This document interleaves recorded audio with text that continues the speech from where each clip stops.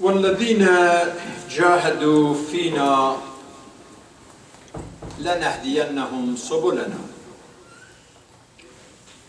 Certainly, we guide those who do jihad for our cause. This word jihad is one of the most misunderstood and most distorted terms, especially in the dictionary of Islamophobia and those who promote this irrational fear against Islam and Muslims. They say that jihad means holy war, and those terrorists are jihadists. Both wrong. Jihad is not holy war, is not recognized. We don't have the word holy war in the Quran. Jihad is not the practice that it is going on now, especially in the Middle East and part of Africa. Justification of genocide under jihad. That is wrong. And also those guys, whether they are ISIS or Al-Qaeda or their colleagues, they are not jihadists. Jesus should be a real jihadi. Abraham is a real jihadi. Moses is a real jihadi. Muhammad, peace be upon them, they are the real jihadists. Although this word is mentioned in the Quran 41 times, jihad and its branches. It comes from jahd and juhd, means effort, struggle.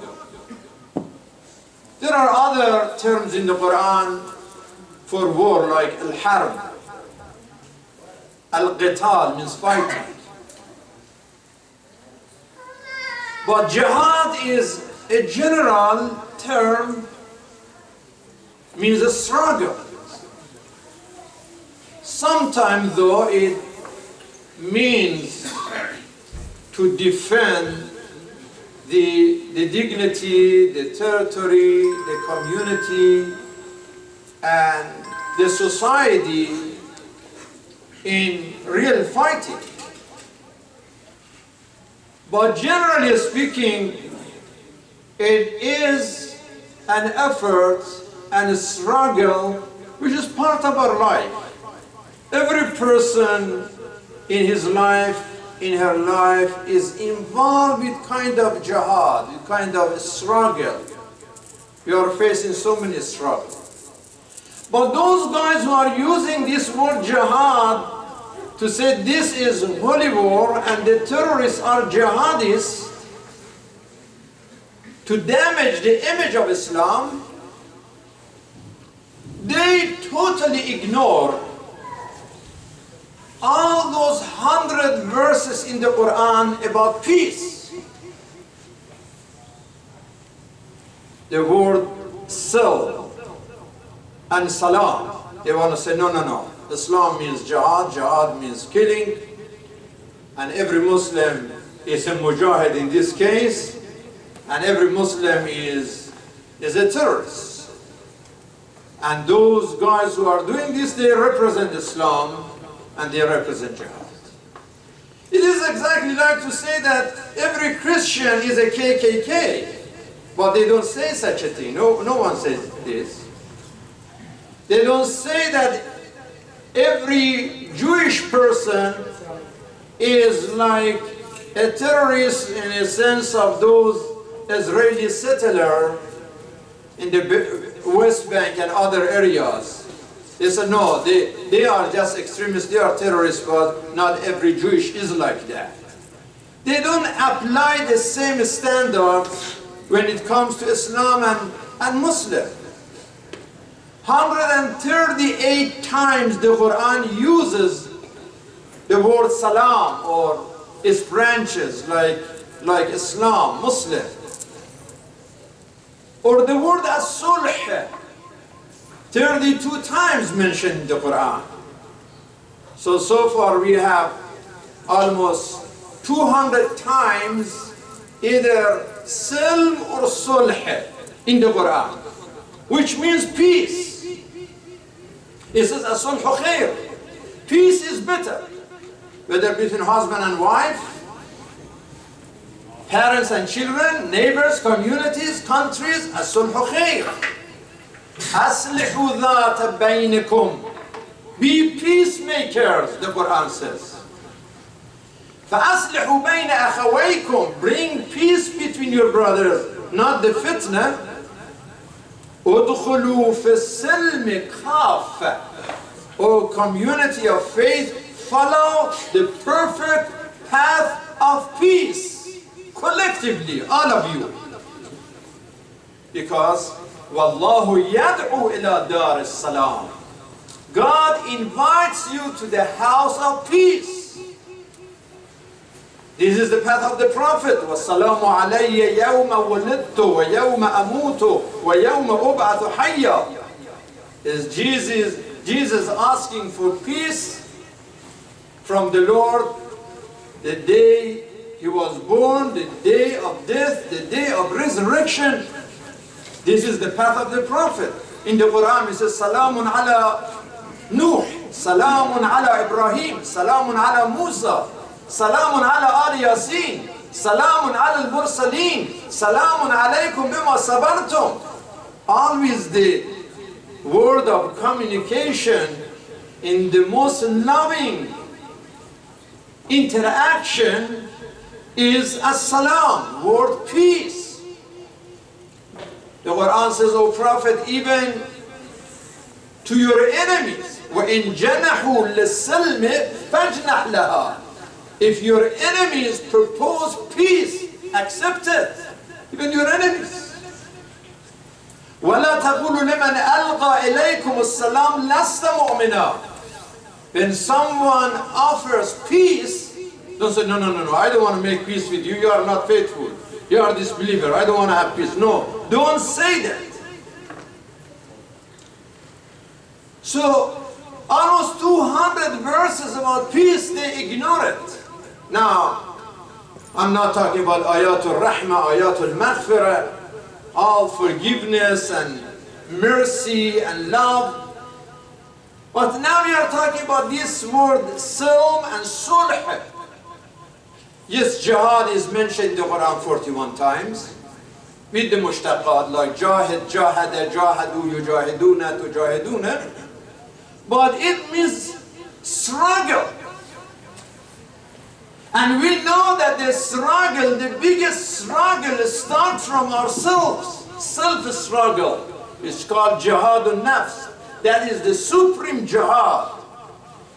Resistance against our temptation, our appetite, our desires, our ego, our arrogance, our greed. This is the biggest area of jihad in the Quran. The jihad between an-nafsul ammara and nafsul lawwama. That dimension of our soul that pushes us towards evil desires, and our conscience, our intellect, our faith, that they try to stop that. So winning in this area is the real victory. Al-mujahidu man jahada nafsa. The real mujahid is the one who is able to exercise jihad in his own soul, in her own soul.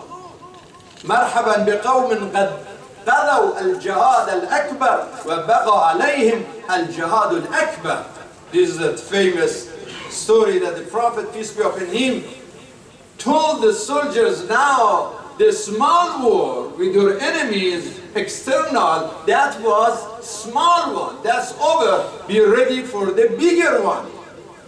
Jihad al-Akbar, that if you can deal with your ego, al-quwwa al-ghadabiyya, that anger, al-quwwa shahawiyya, the desire. And this is the real struggle of human being. إنما الحياة عقيدة وجهاد. This is the definition of life. Two words: commitment, faith, devotion, and then a struggle. They come together. And it starts from small things. Like in the morning, like 6:30 in the morning, that, you know, it's time of Salat al-Fajr. And you are in the bed and relax and say, I'm tired, I'm sleepy, it's hard to wake up now. I will do it later and later and later. And there are people who've been saying later for decades and they never did it. Well, that is jihad al-nafs. That is jihad al-nafs. If you say that I want to stop smoking, some people are so much addicted to arguing. And arguing really is an enemy now in our community. It's one of the biggest enemies is arguing. That is jihad al-nafs. And then, of course, in the social and political sense, أفضل الجهاد كلمة عدل عند إمام جائر. When you tell the truth while you are threatened by oppressive authorities, you know, like this Shahid Sheikh Namir Baghir Namir, he did Kalimatul Haq in the Imam Jair, Sultan Jair. He paid the price with his life though.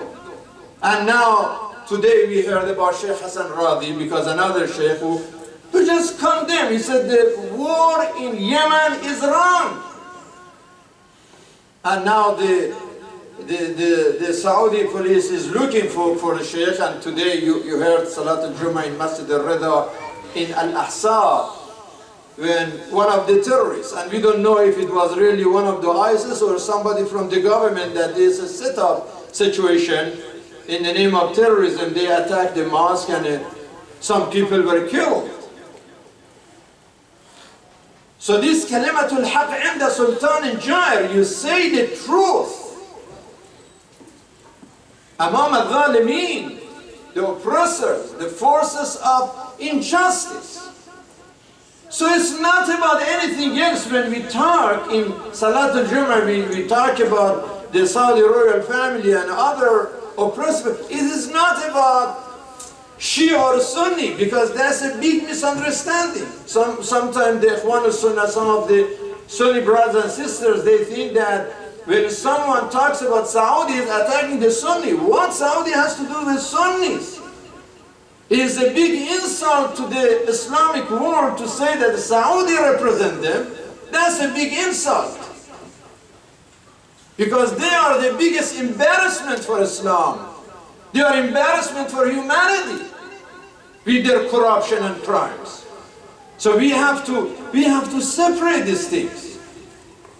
There was a brother on Facebook just sending me something, you know, on the Facebook. He said, you know, like you are defending Iran against the Saudi war, both of them are bad. I said, I'm not defending Iran, or I'm defending what is truth and what is justice and what is right. Show me anybody in this royal family like Dr. Zarif. I mean, you know, I'm looking for principles, for beauties, for those who can bring honor to our faith and to our ummah. Show me how many of these guys like Dr. Zarif you have in this entire. Somebody like Dr. Rouhani, when I saw he is sitting with the Pope and talking for 45 minutes real stuff.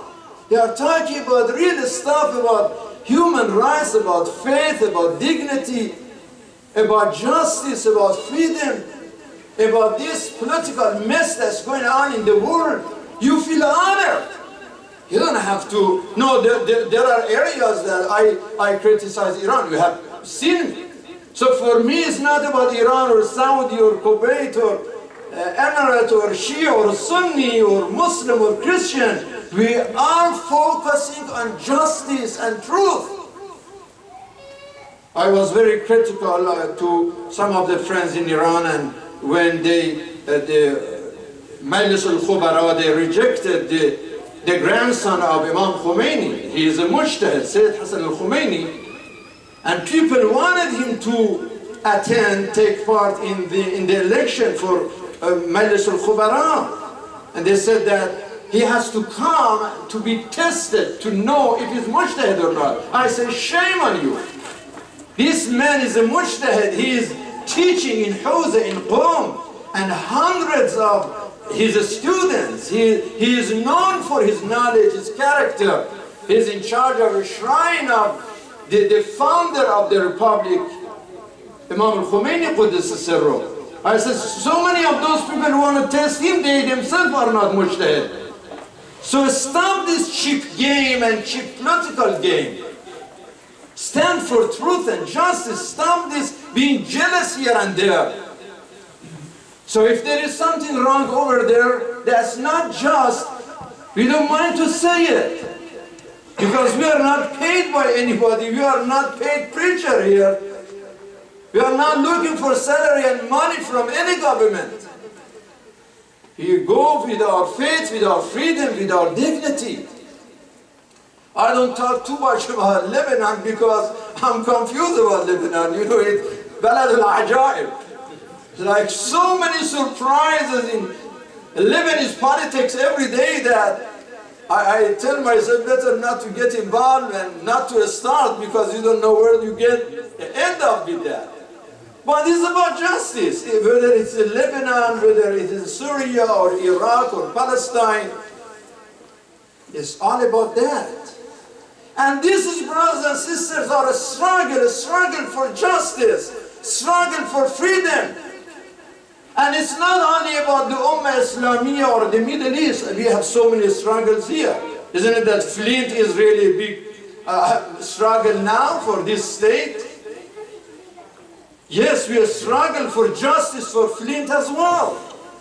That drinking water, we trust the authority a lot and they say, oh, the water is safe. And then when tragedy happened, a huge disaster, then we have this mess is going on. We have a struggle in Detroit. You were just this week, in a couple of days, the entire schools in Detroit were closed. That means 50,000 students were deprived from their school. The school was closed, they couldn't go to their classrooms. That's a struggle. When a huge city like that goes through bankruptcy and people suffering that much. We have a struggle even in Dearborn. You know, we respect the police department, we respect Chief Haddad, but we have observed now 2-3 cases of shooting to death. And we warn the police department that as everybody believes that respect and dignity is something that you achieve, then the police department in Dearborn has been doing a wonderful job of providing safety and security to the city. But they have to be very warned about the few individuals among the officers who may handle their job carelessly. They have to be careful. Now, another lady was 31 years old yesterday. She was killed. I mean, it's not easy. One human life is human life, like equals the entire people's life. Human lives and human rights is so important. So, this is another struggle, but when we live as a Muslim in this country and deal with Islamophobia, obviously our struggle even more challenging. It's much more challenging. When we deal with some of these Christian Zionists, they call it. And we are talking about tens of millions of Christians in this country that unfortunately they go to the churches and they promote Islamophobia, some of those evangelical priests. who support the policy of Donald Trump, and they attack Islam and Muslim day and night. That is another struggle that we are facing. They call Islam Deen al-Sayf. No, Islam هو دين العدالة ودين الدعوة ودين الهداية وليس دين السيف. Our religion is religion of reason, religion of justice, religion of invitation people to the path of Allah. بالتي هي أحسن ادعو إلى سبيل ربك بالحكمة. It is about the weapon of wisdom, not weapon of mass destruction. Yes, we invite people, not with sword, not with weapon, not by murdering. That is not Islam. Those who do such a thing, they do not represent Islam, don't speak for Islam. They are enemies of Islam. And subhanallah, when we look at the entire area now, what these animals, angry animals, did to our ummah, this Syria, this Iraq, this Libya, this Yemen, they cannot be reconstructed for another 50 years. They destroyed the mosque, they destroyed the shrine, they destroyed even the graves. They destroyed the signs of civilization. What about animals? And now they feed this Islamophobia to say, aha, this is Islam. And these are people that you represent. So you see our struggle, how serious it is, brothers and sisters. What is our duty?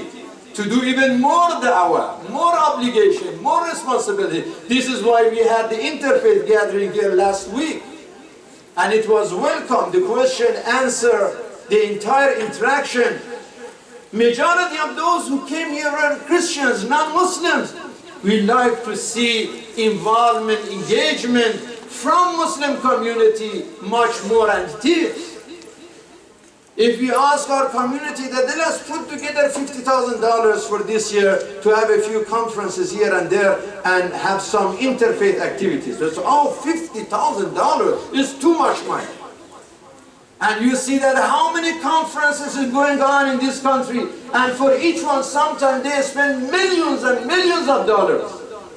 They invite 500-600 people and they take care of their tickets and hotel and food and everything to promote Islamophobia. That makes our struggle, our jihad, the real jihad, not qital, not harb, more seriously in this country, especially for the youth, the young generation. I hope you read the message of Ayatollah Sistani, this man of peace and justice. This man that, despite of everything that went on in Iraq, always called for unity between Shia and Sunni, and said that the Sunnis are not our brother, they are ourselves, closer than our brothers. Despite of all this Daesh and Maish and all these criminal, corrupt things that happen in Iraq, man of wisdom, he sent a message to youth. And he talked about faith, about family, about ethic, about education, about action, about obligation and responsibility of the young generation. So I want you to read this letter of Ayatollah Sistani that has 8 points addressing the youth in our community.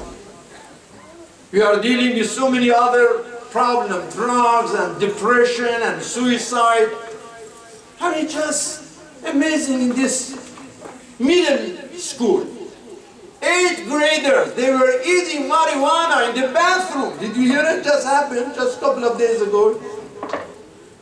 That's why I asked Dr. Halim, who is expert in this area and been organizing a conference of Muslim mental health issues for last 7-8 years, and he has another one March. It's going to be in Dearborn. And I want to see Dr. Halim. You raise your hand, Brother Halim, that everybody knows him. He is going to be available after the Salah to to answer some of these questions that what is going on our youth, and now we hear about drugs and we hear about depression and disaster and death and destruction. This struggle is very serious. So basically jihad is not a holy war, and the terrorists are not the jihadists. Islam is about silm and sulh, about peace and justice. Yes, you may have some verses in the Quran says, كُتِبَ عَلَيْكُمُ الْقِتَالِ. What about this verse? What about the verse that says, قَاتِلُوهُمْ حَتَّى لَا تَكُونَ فِتْنَةً? What about these verses of qital? And inshallah in next khutbah, if still alive and inshallah be able to continue this discussion, we go through some of these verses that some Muslims, they say, this chapter, this verse says, go and kill all disbelievers. What do you think about this verse? We have answer for all of this. They don't go and focus on some of the verses of Old Testament. They forget that what is going on there. But it's good that at least some people, they read the Quran and we have to answer. There are some people say, no, why we should answer all the time? Why we should condemn terrorism all the time? Why should we apologize for terrorism all the time? That is not fair. That is not right. We didn't do it. They don't represent us. Well, brothers and sisters, whether we like it or not, now this is the reality of the situation. We cannot ignore it. I know it's not fair. I know it's not just. I know it's wrong. I know that we don't deserve to apologize for them, but now this is what it is. Islamophobia is there. The struggle is there. And we need to introduce ourselves, introduce our faith, whether through the interfaith, through education, and also strengthen our youth for their faith and their family and their education and their ethic and their actions and their obligations, as the fatwa of the message of the Sayyid is there. And I hope you, after the Salah, take some time, if you have some questions in your mind regarding the youth and regarding these struggles that we are dealing with, and ask Dr. Halim after the Salah. Bismillah ar-Rahman ar-Rahim. إن الله يأمر بالعدل والإحسان وإيتاء ذي القربى وينهى عن الفحشاء والمنكر والبغي يعظكم لعلكم تذكرون. بسم الله الرحمن الرحيم. والعصر إن الإنسان لفي خسر إلا الذين آمنوا وعملوا الصالحات وتواصوا بالحق وتواصوا بالصبر. صدق الله العلي العظيم. وإلى الصلاة إن الصلاة تنهى عن الفحشاء.